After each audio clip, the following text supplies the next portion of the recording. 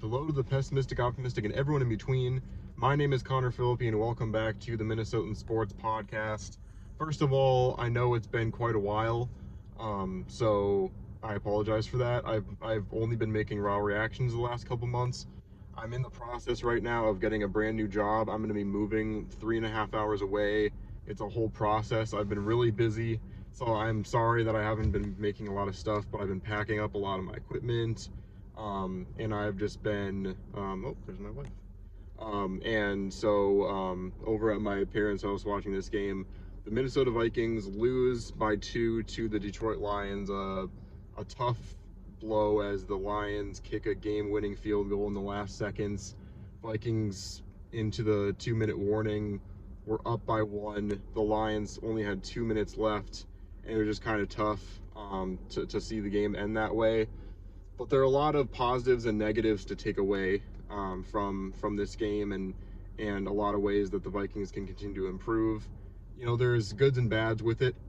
Obviously, the Vikings could have had this game, but also it could have been a blowout. And the fact that we were able to keep this game close, stay in it, and make it a game, and have this game even be one that we could lose in the last seconds was really impressive.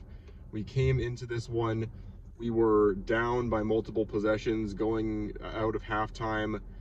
There are so many ways that Vikings teams of the past would have just let the other team walk all over them. We wouldn't have been able to get back into the game, and it would have been it. But this Vikings team showed resilience. We came down and we scored a touchdown right out of the gate, the first drive after that halftime, and that's something, again, that other teams in the past haven't done. And then we just played kind of back and forth football the rest of the way. A huge scoop and score. This is actually the first, if I'm not mistaken, the first time that the Vikings have broken even or won the turnover battle and have not won a game since in the O'Connell era, which is crazy. And of course, it's the Lions that this happens to us with. But all in all, the running game was amazing in the first half, got a little more stagnant in the second half.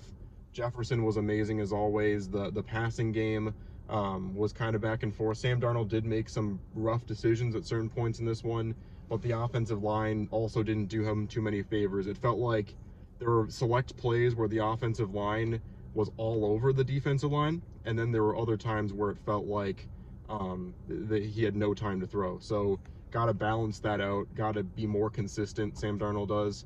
But at the end of the day, this is a team that is a top 5 in the league right now, and it was solidified with this game against the Lions, because you know, you can make all kinds of excuses about this team or that team. The Lions came into this game solid. They played a good game, and we only lost by 2, and that's the long and short of it. So let me know in the comments what you think, but I think this still solidifies the Vikings as one of the best in the league, and this is going to be a really good NFC North Division fight. We now have to kind of come back from behind, but the Lions have some rough teams that they still have to play, some difficult games. We definitely have the easier schedule down the stretch, but let me know what you think. It was a back and forth game, but the Vikings couldn't quite get it done at the end, and a couple coaching things that I wish would have been done differently, but at the end of the day, it was still a good game for the Vikings, and they still are 5-1, and now we'll go and play the Rams on Thursday Night Football. So good game and bad game at the same time. The Vikings lose, but what are you going to do? It was still a really entertaining game to watch. But thanks so much for watching this one. Please like and subscribe, and I'll see you on the flip side.